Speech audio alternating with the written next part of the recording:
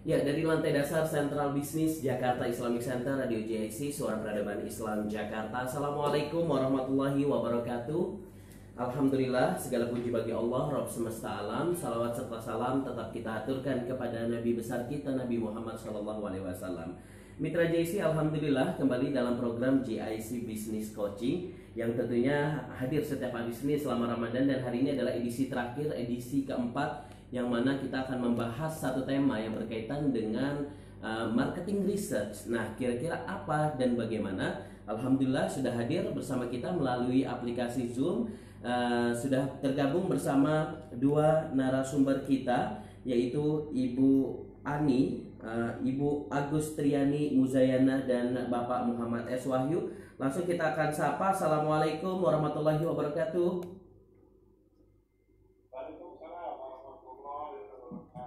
Iya, Alhamdulillah baik. Terima kasih Pak Wahyu, terima kasih Ibu Ani. Gimana Pak, sehat? Iya, Alhamdulillah. Alhamdulillah sehat walafiat.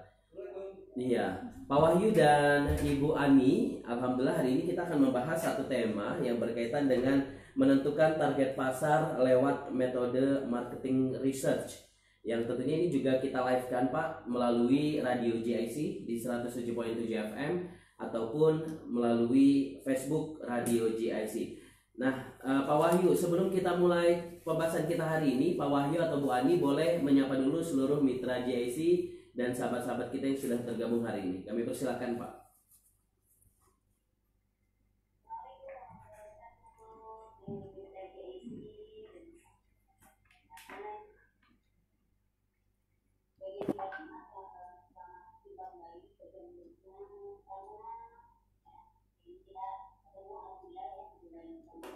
Ya.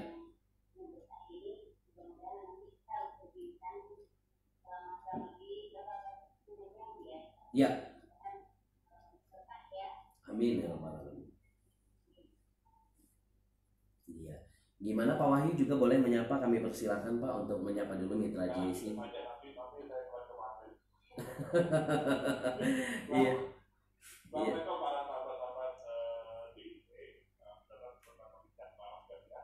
Amin. Amin.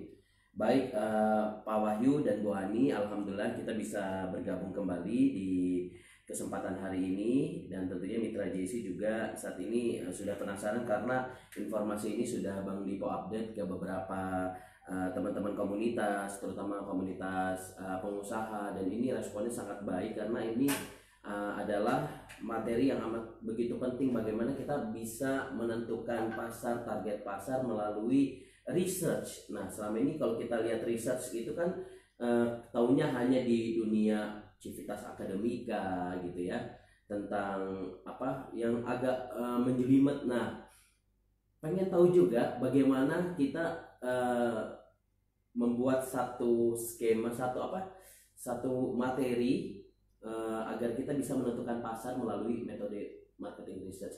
Tapi sebelum kita ngomong itu, saya mau tanya dulu Ibu Ali atau Pak Wahyu, bintang research itu apa? Boleh di-share dulu untuk mitra JC.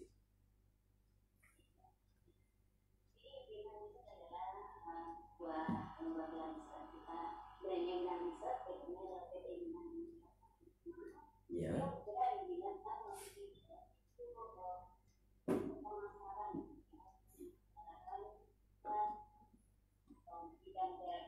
Hmm.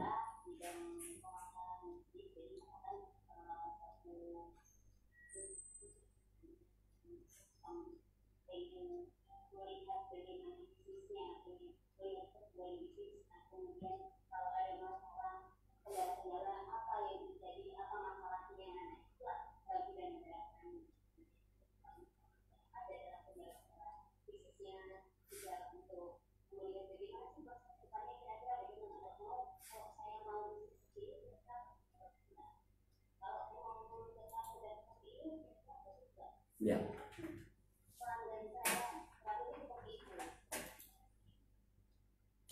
Oke. Artinya kita penting ya untuk bisa menentukan target pasar agar bintang research ini selain memang di dunia ini, dunia apa lagi Bu selain marketing yang di dalam web tersebut? Ya.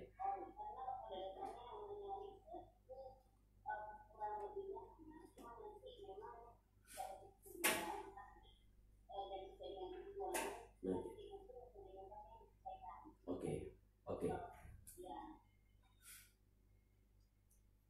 Jadi metode. Oke. Jadi siap Ibu Ani, tadi sudah dijelaskan ya oleh Bu Ani mengenai bintang research. Kita langsung materi saja Pak Wahyu, karena Mitra JC juga sudah pada menunggu materi kita hari ini berkaitan juga dengan tema kita hari ini, yaitu menentukan target pasar lewat metode marketing research. Ini materi ini kisi-kisi sudah Bang Widi berikan kepada Mitra JC dimanapun berada, tentang materi kita hari ini, bagaimana kehadiran kompetitor itu diperlakukan sebagai indikator apakah kita lebih baik atau lebih buruk dibanding kompetitor. Nah, ini boleh dijelaskan Pak Wahyu atau Bu Ani dulu, kami persilakan.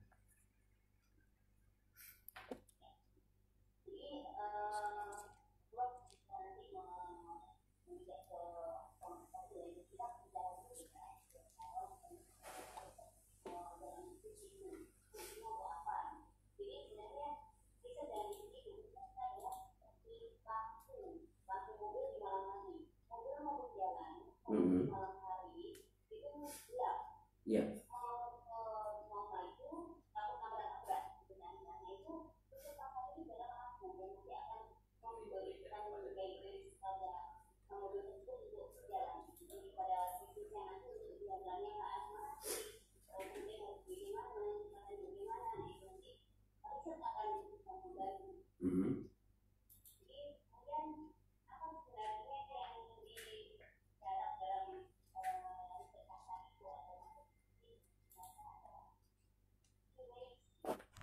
Radio di minutin dua itu ya, kamera radio, jadi kita lagi kayak diskusi itu mending kayak gini ya.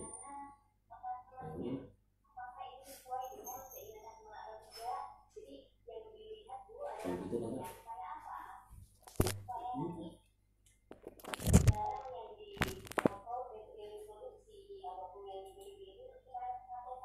Iya.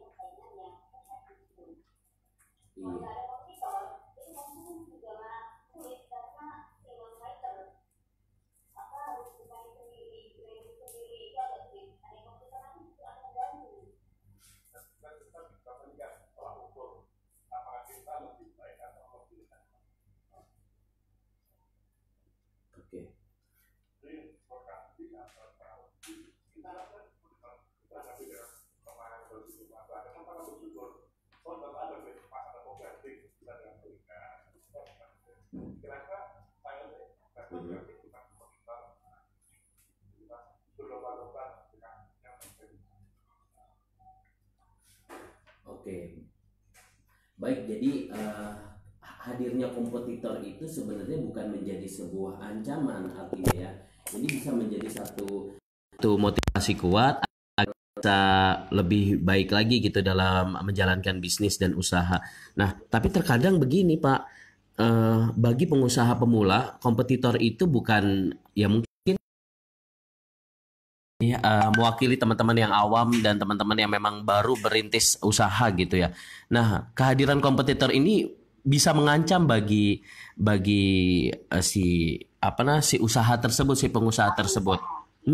Karena memang ya mungkin karena beliau kurang dari ilmu itu. Nah, jadi diperlukan yang namanya marketing research gitu ya, Pak ya.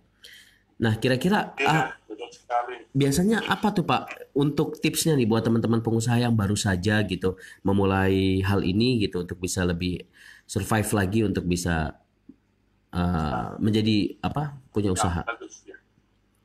Ya. Ini sebenarnya nggak masuk ke materi ya, tepat sekali kita membahas mengenai target pasar dengan market division. Jadi begini, pada prinsipnya produk atau produk itu tidak mungkin bisa melayani semua pasar. Iya. Gitu. Jadi di pasar itu ada sangat heterogen dan sangat banyak keinginan pasar yang kita nggak bisa memenuhi semua. Nah, disitulah fungsi kompetitor itu sebagai pembanding tadi saya bilang. Dan kita bisa lihat ini celahnya mana. Iya. Bagian mana yang belum dilayani oleh kompetitor dengan baik. Kita bisa masuk ke situ. Jadi di kompetitor ini kita bisa melihat positifnya kompetitor kok seperti apa. Kita bisa tiru, bahkan kita bisa melakukan yang lebih baik dari kompetitor. Sebaliknya, kelemahan yang ada di kompetitor itu kita bisa penuhi. Kita bisa penuhi dengan kelebihan kita. Gitu. Jika pada akhirnya yang bagi ancaman jadi kesempatan kita untuk inovasi, kesempatan kita untuk berkreasi dan sebagainya. Lebih begitu Mas Bro. Iya. Sekarang ini di era yang semakin maju ini, sebenarnya kita berdamai saja dengan kompetitor. Karena kehadiran kompetitor itu adalah sebuah keniscayaan. Pasti ada. Kalau kita ini ribut atau kita resah dengan kehadiran kompetitor, kita nggak akan maju. Jadi mendingan bersahabat saja. Kadang-kadang justru nanti itu bekerja sama. Jadi gaet pasar secara bersama, kemampuan kita untuk melayani pasar itu belum tentu cukup kan.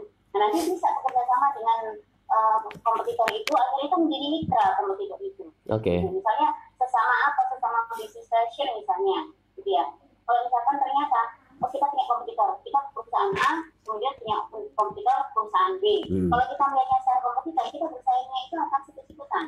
Tapi kalau kita melihatnya, wah itu adalah peluang untuk menjadi mitra, maka nanti bisa, misalnya, kita ini demand-nya itu tinggi sekali, tapi ternyata kita tidak bisa sesuai demand itu. Akhirnya kita bisa bekerja sama dengan kompetitor itu untuk saling bergandengan tangan memenuhi kebutuhan pasar. Begitu pun sebaliknya, nanti kalau misalkan sang kompetitor itu punya kebutuhan, punya demand yang tinggi dari pasar, dia bisa membantu kita untuk memasarkan produk kita gitu, untuk memenuhi kebutuhan pasarnya. Sekarang zamannya kolaborasi Mas. Jadi sudah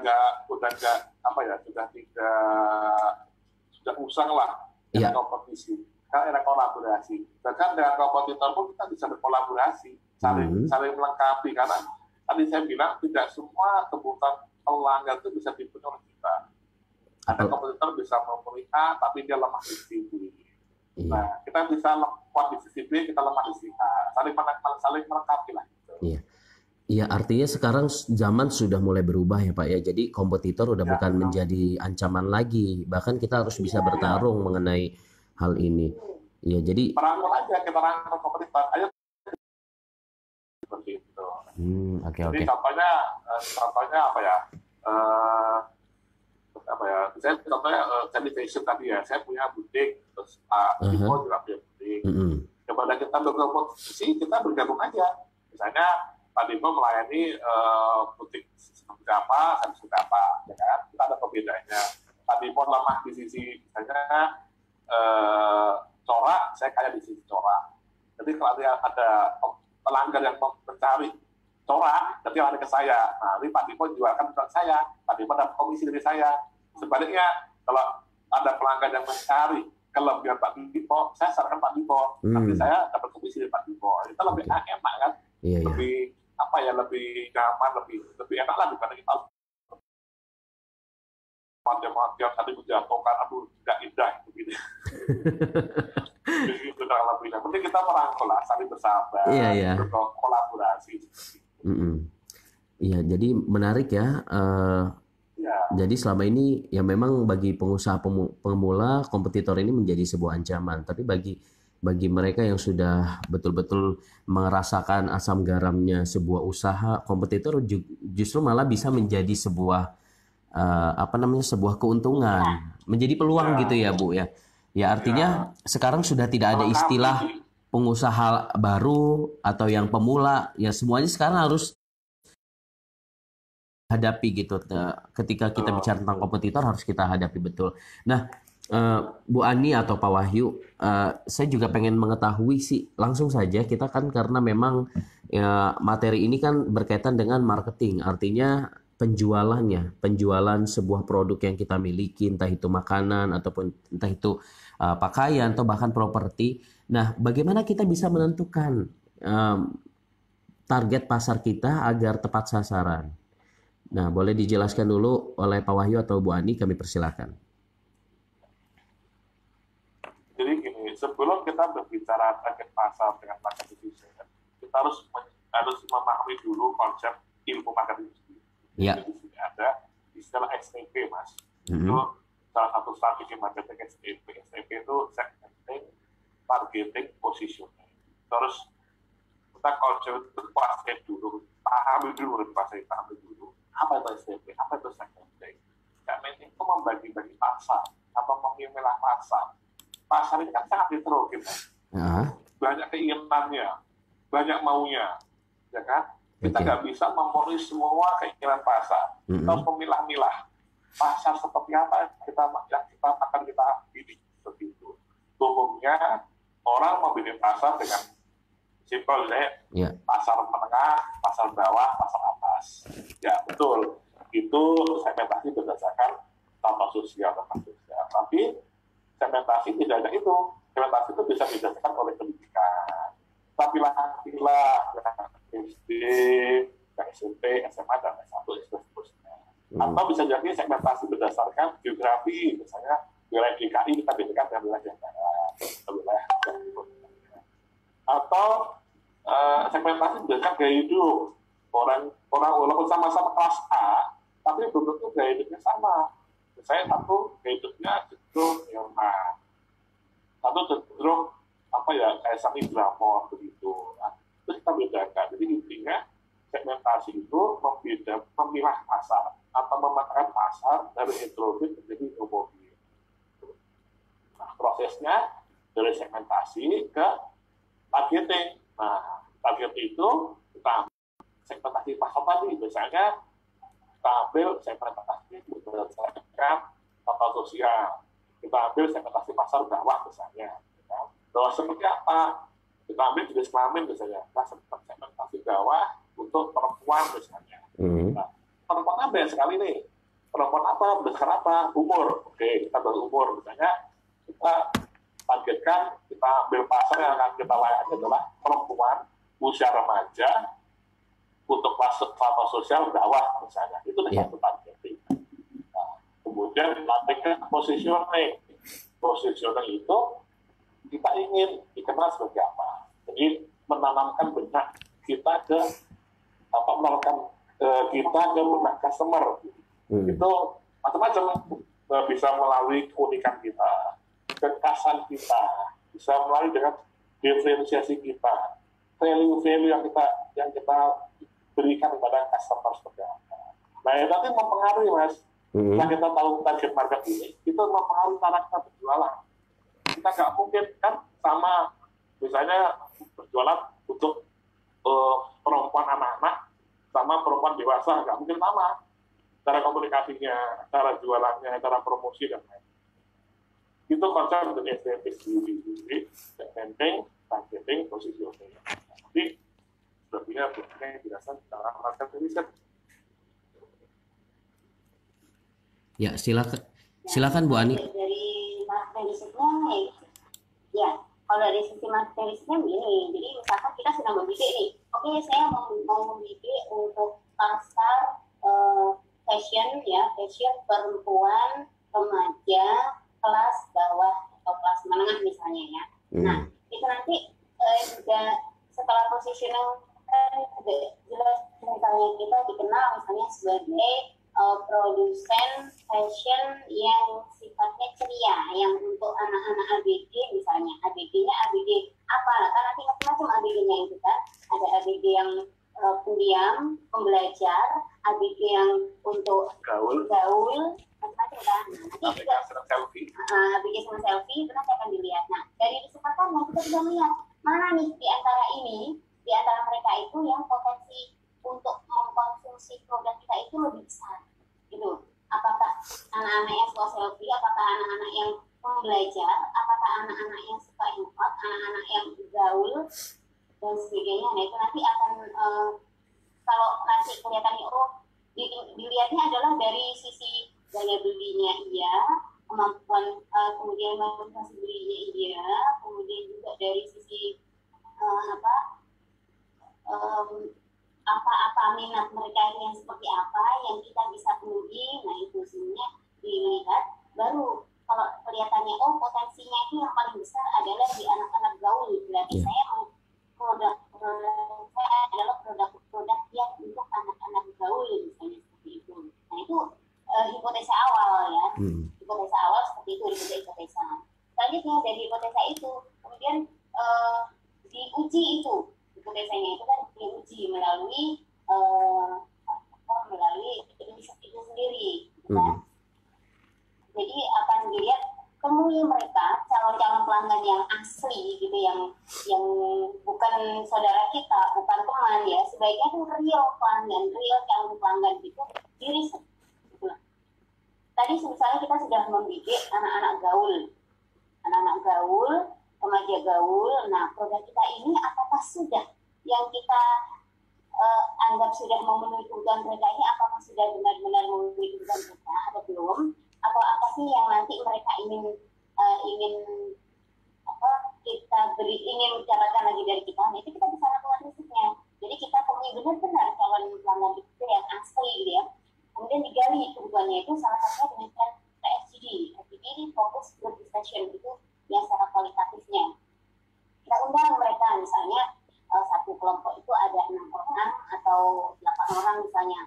Kemudian kita ajak ngobrol dalam satu forum, kita tanyai secara detail yang mereka mau itu seperti apa, mulai dari coraknya, bahannya, harganya, kemasannya, modelnya, kemudian dan semuanya lah ya, semuanya nanti akan apa yang mereka inginkan dari produk itu nanti bisa gitu loh. Jadi dari situ kita akan mengetahui ternyata yang lebih disukai itu saat ini warnanya adalah warna-warna soft misalnya. Model yang disukai itu ternyata model-model yang simple misalnya, ternyata dari itu yang disukai itu lebih pada misalnya gamis atau pada yang model potong ya kan atas bawah atau yang seperti apa, apakah waktunya itu dari situ kalau sudah ada data nanti kita bisa arahkan ke kuantitatifnya. Jadi misalkan yang mana sih sebenarnya yang paling banyak disukai itu, apakah yang soft, warna softnya yang seperti apa gitu kan, ada mungkin lebih pada warna-warna yang cenderung merah, cenderung hijau, kenapa di kuantitatifkan mana yang paling banyak nanti akan kita bidik, maka nanti insya Allah akan benar-benar nanti ya gitu, akan benar-benar sesuai pasar. Jadi mencek hipotesa kita tadi apakah sudah benar-benar sesuai dengan kebutuhan pasar. Nah itu yang nanti akan kita buat, sehingga nanti insya Allah dengan demikian maka kita tidak membuatnya itu tidak ngasal gitu loh, dan produk yang kita bikin itu akan terserap sudah ada gambarannya. Lalu juga kita juga ini mesti melihat juga itu ya, problem apa sih gitu, problem mereka itu problem apa terhadap fashion itu misalnya. Kemudian juga kemudahan memperolehnya seperti apa. Nah itu nanti akan pada kemasannya, oh mereka itu lebih suka belanjanya di mall misalnya, berarti saya jualannya di mall. Oh mereka tuh nggak suka nge-mall, mereka itu suka yang online, berarti saya mainnya di online. Nah kayak gitu misalnya. Kemudian kemasannya seperti apa, mereka suka yang kemasannya nggak penting, berarti kita nggak terlalu pentingnya kemasan. Ada juga yang paling banyak ternyata lebih menyukai kemasan yang eksklusif, gitu. Kemasan itu penting. Nah berarti kita kan kemasannya itu yang sesuai dengan mereka gitu. Harganya yang seberapa kemampuan ya atau daya beli mereka. Jangan sampai kita bikin harga terlalu rendah atau terlalu tinggi. Karena kalau terlalu rendah rasanya murahan, terlalu tinggi misalnya jadi kemahalan, tengah-tengah juga setengah apa gitu ya. Yeah. Kembali ke tadi, kita mau bidik target mana. Kalau targetnya menengah bawah, berarti harga murah. Oke. Okay. Karena menengah bawah tuh biasanya ingatnya harga murah, bagus. Ya. Kalau menengah atas, ya lebih ke value.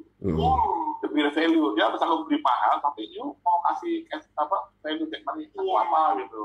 Jadi value-nya itu yang lebih dipilih kalau memang kita memiliki kapasitas. Oke. Iya baik. Iya baik, terima kasih ya sudah dengar suara saya, Ibu Ani dan Pak Wahyu. Baik.